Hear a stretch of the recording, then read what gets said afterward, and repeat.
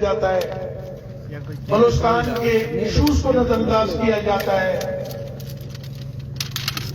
مگر میں آج آپ دوستوں کا شکر گزار ہوں کہ آپ نے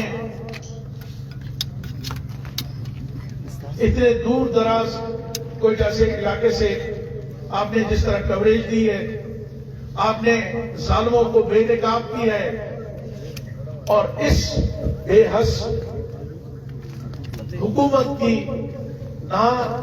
کس کارکردگی جو ہے اس کو پورے پاکستان کے عوام تک پہنچایا ہے۔ یہ جس واقعے کے لیے ہم سارے دوست سے ہم یہاں جمع ہوئے ہیں اس کا ایک ہی مقصد ہے کہ یہ جو 3 بے گناہ لوگ قتل ہوئے ہیں، 2 ان کے زخمی ہوئے ہیں، ان کو کیفر کردار تک پہنچایا جائے۔ آپ یقین کریں کہ اس دن ان کے لوگ جس طرح قتل ہوئے ہیں وہ میرے پاس بھی آئے تھے، تو میں نے ان کو کہا تھا کہ ایک ہی راستہ ہے میرے پاس، میں آپ لوگوں کو ایڈوائز کرتا ہوں کہ آپ جائیں کوئٹہ پریس کلب میں، وہاں جا کے داد فریاد کریں اور بتائیں، ہو سکتا ہے آپ کا تحفظ ہو۔ انہوں نے کہا ہمارے گھروں کو چاروں طرف سے گھیرا ہو گیا ہے، ہمیں نہ نکلنے دیتے ہیں نہ پانی کے، کیونکہ وہاں تو یہ کنویں نہیں ہے، تالاب ہے، تالابوں میں ہمارے بچوں کو دھکے دیے جاتے ہیں، ہمارے اوپر تشدد کیا جاتا ہے، ہمیں وہاں تک جانے نہیں دیا جاتا، ہم بالکل بے بس ہو گئے۔ مگر آپ لوگوں نے دیکھا کہ اب میں کیا کہوں، وہ ہمارے یہاں سٹی میں مثال دیتے ہیں، چربٹ راجہ، اندھیر نگری چربٹ راجہ، اندھیر نگری چربٹ راجہ، اور بھی کچھ ہے، وہ ذرا وہ لفظ ایسے مناسب نہیں ہے کہ میں اپنے منہ سے بولوں۔ تو یہاں تو اندھیر نگری ہے اور واقعی اندھیر نگری ہے، صرف مثالن میں نہیں کہہ رہا ہوں، بلوچستان بک رہا ہے، بلوچستان کا ایک ایک پوسٹ بک رہی ہے، بلوچستان کے ایس ڈی او کی پوسٹ بک رہی ہے، یہاں ہمارے وزیر اعلیٰ صاحب کے بارے میں مشہور ہے، جو میڈیا اور لوگ پولیٹیشین بول رہے ہیں کہ اس دفعہ اس نے 3.5 ارب روپے میں بلوچستان کو خریدا ہے۔ اس کا صرف ایک ہی انٹرسٹ ہے، اس کا ایک ہی مقصد ہے کہ کس طرح پہلے میں 3.5 ارب جو میں نے ان کو دینے ہیں اور اس کے بعد میں نے کس طرح 7-10 ارب روپے اس سال میں نے کمانا ہے۔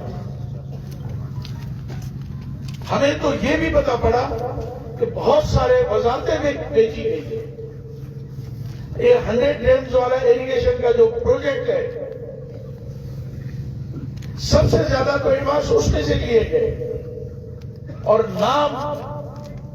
بڑے نام والے 3 کانٹریکٹر ہیں جو بلوچستان کی قسمت کا فیصلہ کرتے ہیں۔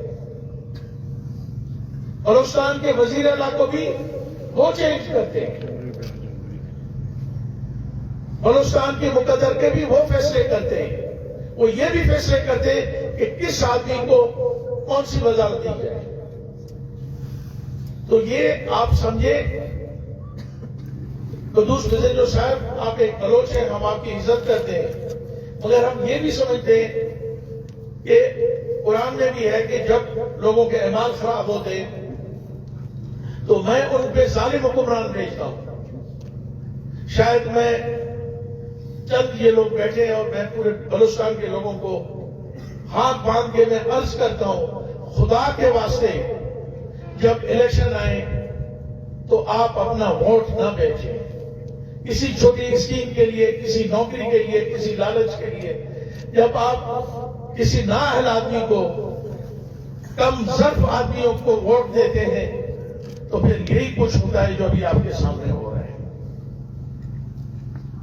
تو اللہ نے بھی کہا ہے کہ میں تمہارے اوپر پھر ظالم حکمران بھیجوں گا۔ تو اللہ نے ہمیں شاید اس سزا کے طور پہ موجودہ حکومت دی ہے، اللہ نے یہ ہمیں سزا کے طور پہ دیا ہے۔ اب لوگ کہتے ہیں کہ خدمت کی ضرورت نہیں ہے، صوبے کے لوگوں کی، صوبے کے کو، عوام کو کچھ دینے کی ضرورت نہیں ہے۔ جتنا خرچ کیا ہے اس سے 4 گنا زیادہ کماؤ اور اگلے الیکشن پہ لگا دو. مگر میں اس وقت آپ سے یہ ضرور عرض کروں گا پورے بلوچستان کے لوگوں سے, پورے بلوچستان کے ایک ایک آدمی کے سامنے میں عرض کروں گا, خدا را بھلے آپ ہمارے مخالفت میں ووٹ دیں مگر اچھے لوگوں کو اور ایماندار لوگوں کو اور باضمیر لوگوں کو ووٹ دیں. صرف جذباتی نعرے لگانے والے کدھر ہیں؟ چلیں جی, جام صاحب کو تو ہم نے نکالا, ہم بھی اس وقت ان سے ہمیں بھی تحفظات تھے, ہمیں ناجائز تحفظات نہیں تھے, ہم حق پہ جا رہے تھے.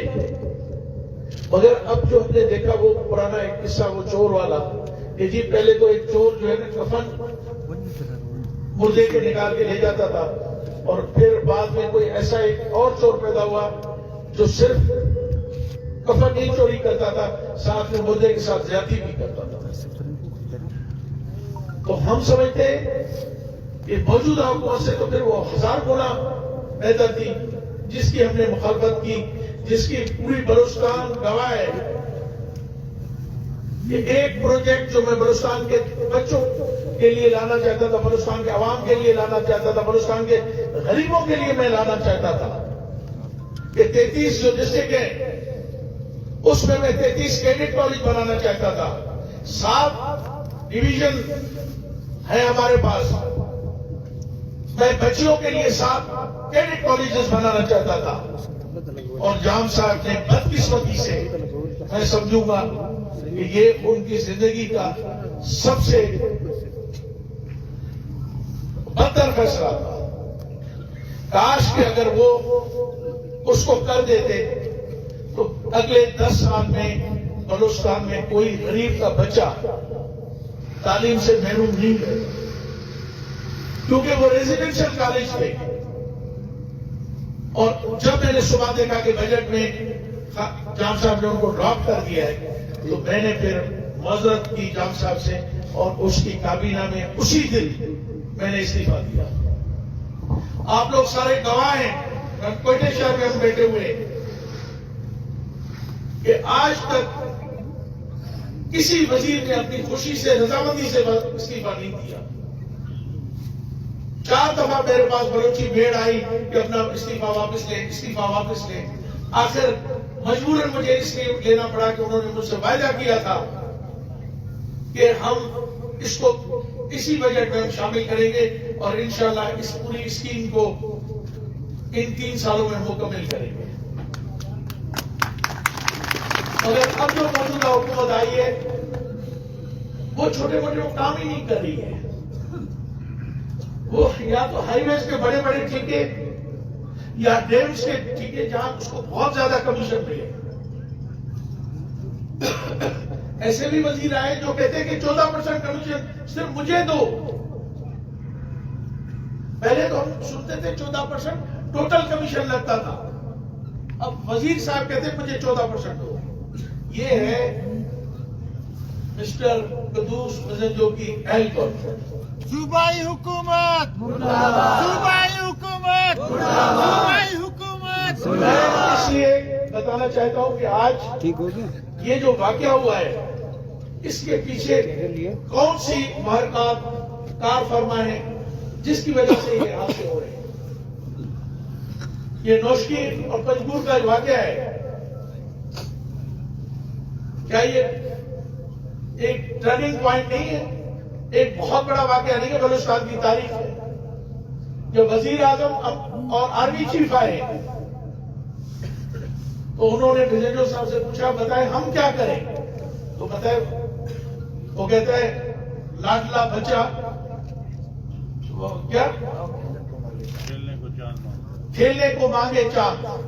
وہ کہتے ہیں نا دیکھو ہو جائے تو باہر ہوا جنہوں کو چل رہی تو میں کھیلتا ہوں. تو اس مجاہدے بچے نے ہمارے مزنجو صاحب نے کیا مانگا, کہتا ہے جی میرا آئی جی چینج کر دو. پورے بلوچستان کے مسائل ختم ہو گئے.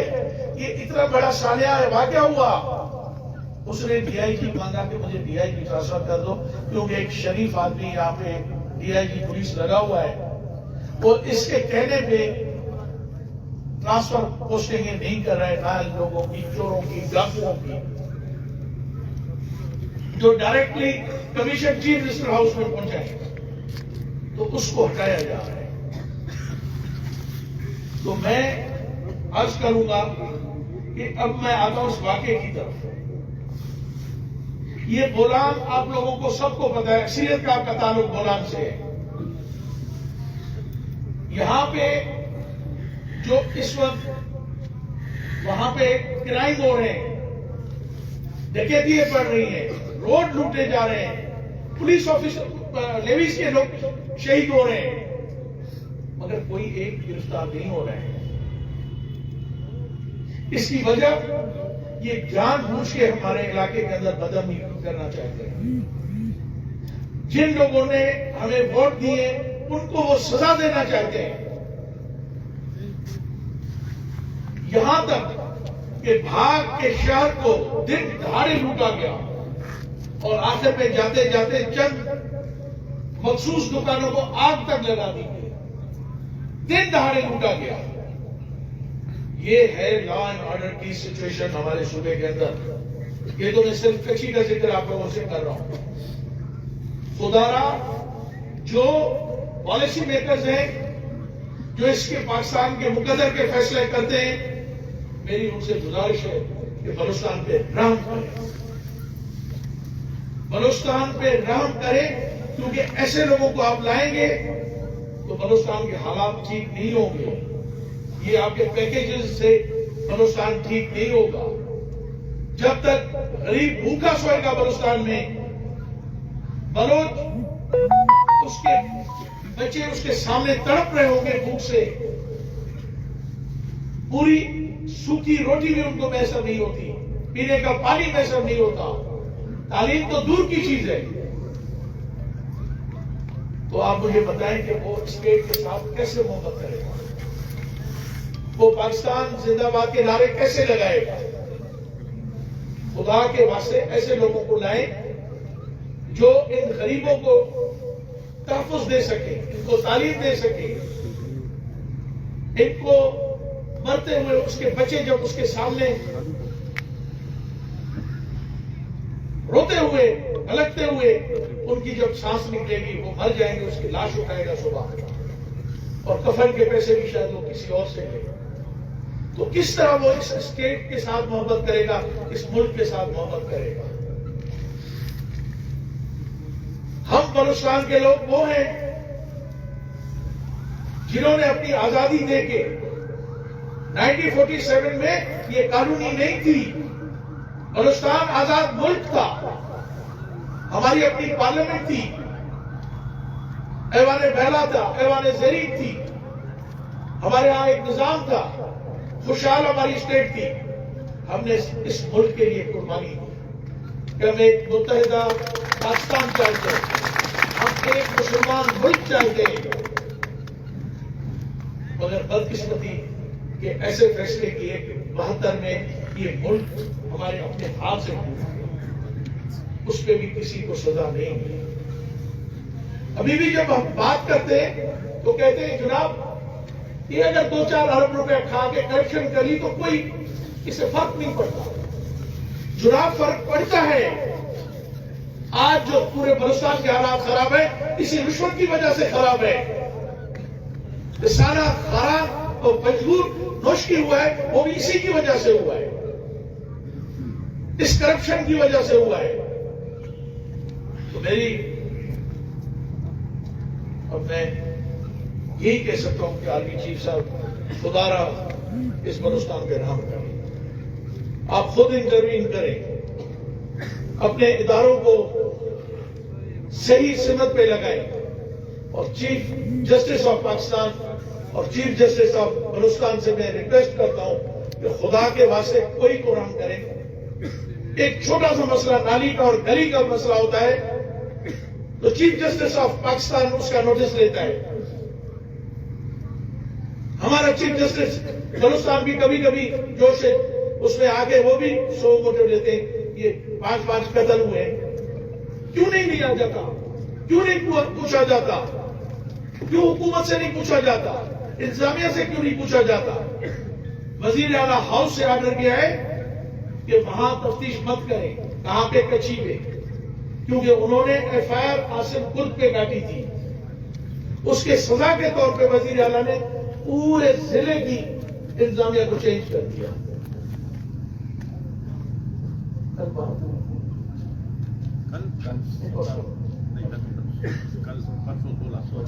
16 تاریخ کو آ کے عدالت میں پولیس بتاتی ہے 2 دن پہلے عدالت کے اندر کہ ہم تفتیش کر رہے ہیں. بغیر بتائے 2 دن کے بعد ابھی میرے پاس یہ لیٹر ہے, میں آپ کو دکھاتا ہوں. آپ کو دوبارہ انہوں نے کہا کہ کیس کو واپس بھیج رہے ہیں, عاصم کرد کا ہم نے فیصلہ کر لیا. تو یہ کیا, ہم اس کو کیا سمجھیں؟ ہم کہاں انصاف ڈھونڈیں؟ کہاں ہم اپنے لیے, اپنے بچوں کے لیے دھرنا ہوگا, دھرنا ہوگا, دھرنا ہوگا, دھرنا ہوگا, دھرنا ہوگا, دھرنا ہوگا. میں یہ عرض کر رہا ہوں, صرف نعرے نہیں, اب ہم نے اپنے حق کے لیے لڑنا بھی ہے. میرے ایوان برادری یہ بیٹھی ہے, ان کو حلف دے دیں کہ اس واقعے سے پہلے تو میں نے ان کی شکل بھی نہیں دیکھی, نہ میں ان کو جانتا تھا, مگر مجھے یہ پتا ہے کہ آج اگر ان کے زمینیں چلی گئی, ان کے خون مفت میں چلے گئے, کسی کو کچھ نہیں ہوا, تو یہ واقعہ کسی اور غریب کے ساتھ بھی ہوگا, اور قوموں کے ساتھ بھی ہوگا. پھر یہ زیادہ طاقتور ہو کے ہمیں لوٹنے کے لیے, ہمیں مارنے کے لیے آئے. تو قدوس صاحب, ہمیں پتا ہے آپ کی مجبوریوں کا. عاصم کرد آپ کا حصے دار ہے کاروبار کا. یہ بولان پاس, آج میں پورے اس کوئٹہ کے سینٹر میں کھڑے ہو کے کہتا ہوں, سب سے اربوں روپے کا پاکستان حکومت کو نقصان ہوتا ہے, اربوں روپے کا ڈیزل کا کاروبار ہوتا ہے. اس میں چند دو لوگ ہیں جو پورے, اسی بہانے سے ڈرگز کا کاروبار ہوتا ہے, اسی بہانے سے ہتھیاروں کا کاروبار ہوتا ہے, اسی بہانوں سے لوگوں کو پیسے گھروں میں پہنچائے جاتے ہیں, اور ایسے واقعے کرائے جاتے ہیں. یہ جو قاتل ہے اس کے ساتھ, گیلوں کے ساتھ, وہ سارے کرائے کے قاتل تھے ہیں, مگر آپ کی انتظامیہ میں اتنی ضرورت نہیں ہوئی. آپ نے مجھے کہا کہ آپ مہربانی کر کے وہاں دھرنا ختم کریں, ہم ہر صورت میں قاتلوں کو گرفتار کریں گے. 24 گھنٹے گزر گئے, کوئی چھاپا پڑا ہے؟ آپ نے سنا ہے کوئی قاتل گرفتار ہوا ہے؟ وزیر اعلیٰ صاحب, مجبور مت کریں ہمیں, ہمارے سخت لائے عمل پہ ہمیں مجبور نہ کریں. آپ نے ہم سے وعدہ کیا تھا, کمٹمنٹ کی تھی, آپ کا ہوم منسٹر آیا تھا. میں آج بھی آپ کو پھر ٹینور دے رہا ہوں, 48 گھنٹے کا میں آپ کو ٹائم دے رہا ہوں. اگر آپ نے پھر بھی کچھ نہیں کیا تو پھر ہم اپنا اگلا لائے عمل طے کریں گے, اور انشاءاللہ اس سے سخت لائے عمل طے کریں گے. پھر یہ نہ کہیے گا کہ آپ لوگوں نے قانون کو چھوڑ کے غیر قانونی اقدامات کیے. جب ہمارے بچوں کے قاتل ہمارے